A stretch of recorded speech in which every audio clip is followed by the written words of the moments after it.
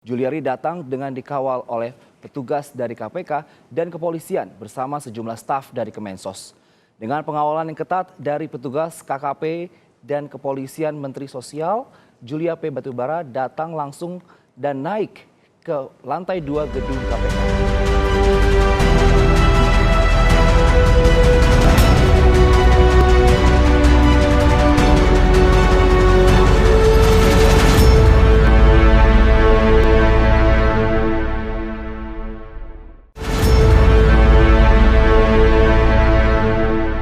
Assalamualaikum warahmatullahi wabarakatuh. Senang sekali saya Herfun Arif dari Forum News Network bisa menjumpai Anda kembali.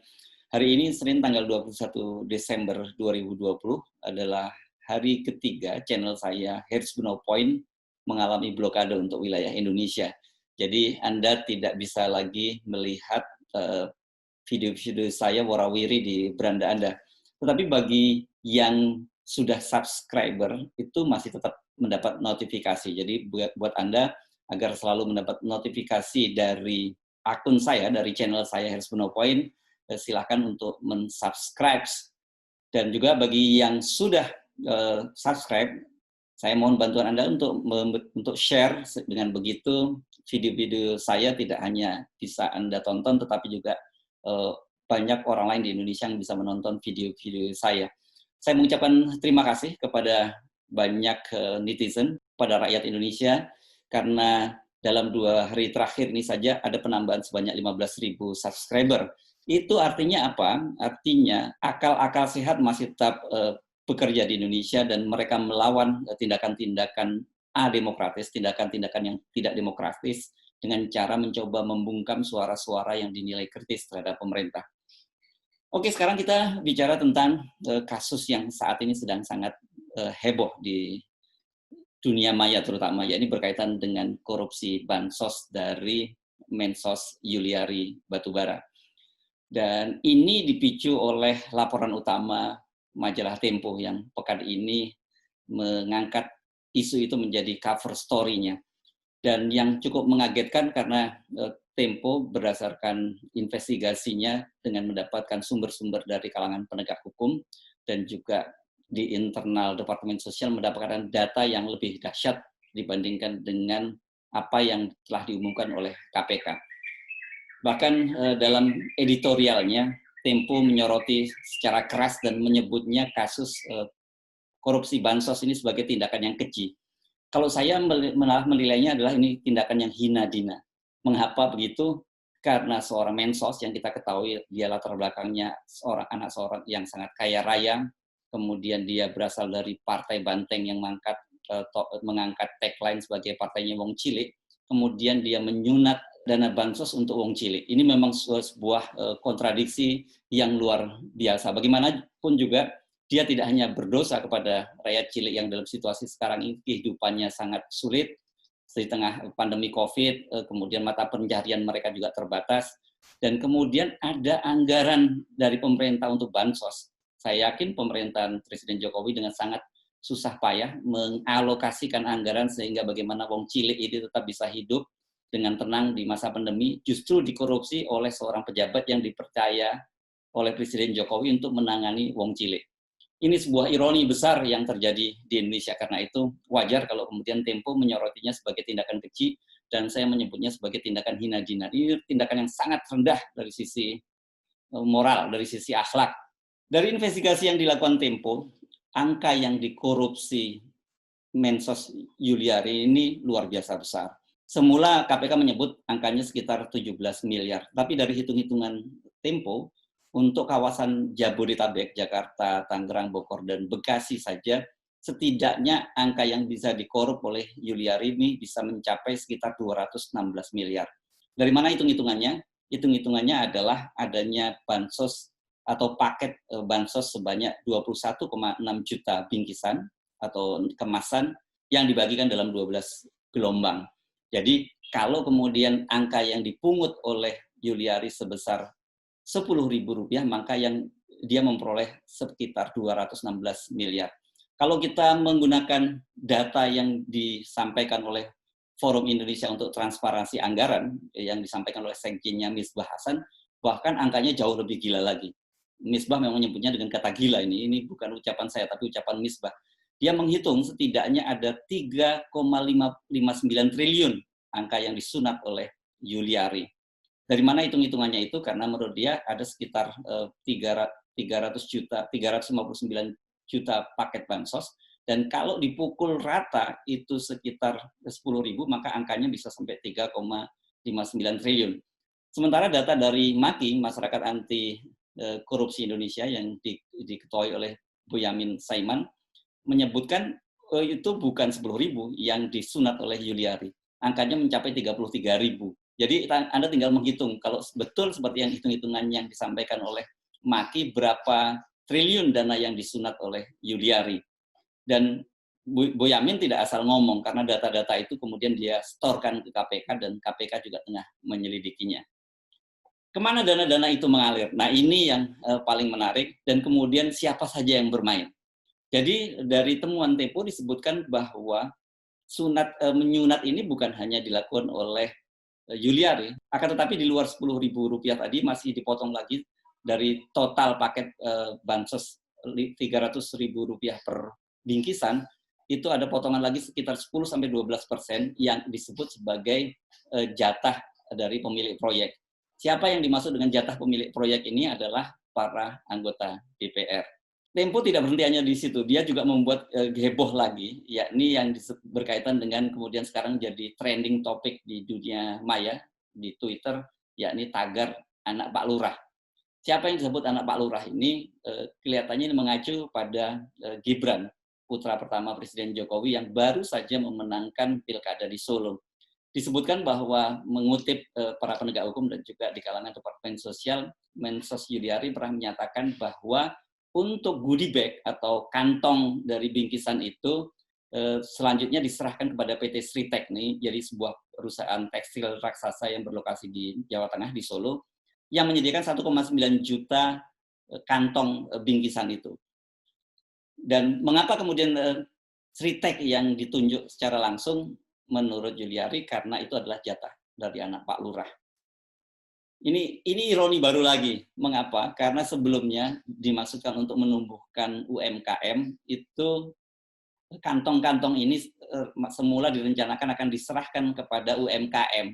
Karena UMKM kemudian kesulitan mengimpor bahan baku untuk kantong, makanya kemudian agar cepat diserahkan kepada Sritek. Sekarang kemana dana-dana itu mengalir? Kalau menurut versi KPK disebutkan bahwa sebagian besar itu digunakan untuk kepentingan dari Yuliari pribadi. Misalnya dia menggunakan untuk menyewa jet pribadi dalam kunjungan ke berbagai daerah. Ini ironis, tidaknya ini ironi yang ketiga. Karena bagaimana mungkin dana bansos untuk rakyat wong cilik digunakan kemudian untuk menyewa jet pribadi. Selain itu, dana-dana tersebut juga mengalir kepada petinggi partai, dan kemudian juga membiayai sejumlah pilkada. Ini mulai sensitif nih kalau kita mulai bicara pilkada ini, karena pilkada ini kemudian orang tentu referensinya PDI baru saja mencalonkan anak dan menantu Presiden Jokowi, yakni Gibran di Solo yang berhasil menjadi wali kota Solo, dan kemudian Bobi Nasution menantu Presiden Jokowi di Medan. Ini tentu perlu diselidiki lebih lanjut dari aparat penegak hukum, terutama KPK, karena Tempo mendapatkan data-data, ada indikasi, ada dugaan laporannya semacam itu. Dan kemudian salah satunya disebutkan misalnya oleh Tempo dalam kunjungannya ke Kendal, Jawa Tengah. Pada waktu itu Yuliari menyerahkan, melalui orang kepercayaan, menyerahkan dana miliaran rupiah kepada seorang politisi perempuan dengan inisialnya L. Kita perlu cari siapa L ini, dan dia ini dikenal sebagai orang dekat dari Puan Maharani. Kalau begitu, berapa sebenarnya nilai real bansos itu yang sampai ke wong cilik atau kelas bawah yang menjadi sasaran dari bantuan bansos itu? Nilainya yang dianggarkan oleh pemerintah Rp300.000. Tetapi hitung-hitungannya Tempo berdasarkan mereka melakukan survei atau survei kecil-kecilan melalui online, angkanya tidak lebih dari Rp250.000 dengan paket-paket yang ada itu. Tetapi menurut seorang pedagang, angkanya lebih rendah lagi. Mungkin hanya sekitar 200 sampai 230 ribu rupiah. Jadi sangat besar juga yang disunat oleh para pejabat dan juga anggota DPR yang punya jatah proyek itu. Melihat masifnya korupsi di kalangan partai politik dan kemudian juga mengingat posisi Yuliari sebagai wakil bendahara umum dari Partai Demokrasi Indonesia Perjuangan, kemudian sekarang ini muncul desakan agar KPK tidak hanya berhenti pada Yuliari. KPK didorong untuk menelisik lebih jauh, benarkah memang ada aliran dana pada partai? Dan kalau memang benar, dan mengingat begitu parahnya korupsi di kalangan partai politik, banyak kalangan yang mendorong, termasuk Tempo, mendorong agar KPK berani menerapkan pemidanaan secara korporasi. Jadi soal korporasi ini sebenarnya juga bukan hal asing. Kenapa? Karena KPK sudah beberapa kali melakukan pemidanaan secara korporasi. Artinya kalau ada seorang karyawan atau direktur sebuah perusahaan dia melakukan korupsi, maka pidananya tidak hanya dikenakan kepada si yang bersangkutan, tapi juga korporasinya juga harus dikenakan pidana. Karena apa? Karena korporasi juga menerima dana aliran. Begitu juga dengan partai politik. Dalam kasus ini, kalau kemudian terbukti bahwa Yuliari seperti disebutkan mengalirkan dana itu untuk kepentingan partai politik dan juga untuk para calon kepala daerah pada pilkada kemarin, wajar kalau kemudian kita dorong dilakukan pemidanaan secara korporasi. Artinya apa? Artinya PDIP bisa dibubarkan kalau kemudian terbukti menerima aliran dana dari korupsi yang dilakukan oleh Mensos Yuliari. Cuman masalahnya memang seperti dikatakan mantan komisioner di KPK, Laudi Syarif, bahwa memang agak sulit untuk menerapkan pidana korporasi ini kepada partai politik. Saya kira sudah waktunya civil society, para pegiat anti korupsi, kemudian juga praktisi hukum untuk mendorong ini. Mengapa? Dari bukti-bukti, dari fakta-fakta yang ada, dari data-data yang ada menunjukkan bahwa korupsi di partai politik ini memang sangat luar biasa. Dan kemudian Partai Demokrasi Indonesia Perjuangan yang dipimpin oleh Ibu Megawati menjadi juaranya. Data pada tahun 2018 misalnya yang banyak dilansir menunjukkan bahwa kepala daerah yang berasal dari PDIP itu menjadi juara dalam yang ditangkap oleh KPK. Ini dia terbanyak ditangkap oleh KPK dan kemudian disusul oleh Partai Golkar. Dalam kasus yang terbaru, dalam kasus penangkapan Yuliari itu, hanya dalam rentang waktu 10 hari ada 2 orang kepala daerah dari PDIP, yakni Bupati di Banggai Laut di Sulawesi Tengah, yakni Weni Bukamo, dan kemudian Wali Kota Cimahi, Jawa Barat, juga dari PDIP, Anjay Priyatna, juga ditangkap oleh KPK. Jadi dalam 10 hari terakhir pada awal bulan Desember itu, PDIP melakukan hat-trick. Ada 3 pejabat publiknya yang ditangkap oleh KPK. Ini tentu situasi yang sangat memprihatinkan, dan kalau tidak ada langkah-langkah yang lebih serius, korupsi di kalangan para pejabat yang berasal dari partai politik ini akan menjadi semakin parah.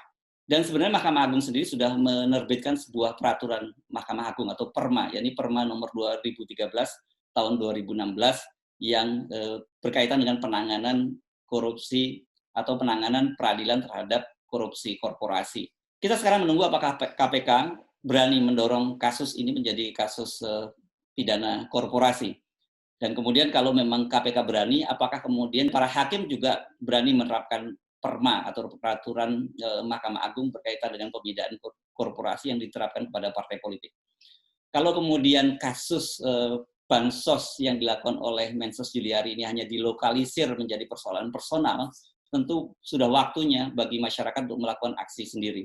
Apa salah satu aksi yang bisa dilakukan oleh publik? Yakni 1, menghukum partai-partai politik yang terbanyak kepala daerahnya maupun pejabatnya melakukan korupsi. Caranya antara lain, jangan pilih mereka pada pilkada, jangan pilih mereka pada pilpres maupun pada pemilu. Dengan begitu, kita bisa memutus mata rantai korupsi yang dilakukan oleh partai politik. Saya Hirsmen Arif, sampai jumpa. Assalamualaikum warahmatullahi wabarakatuh.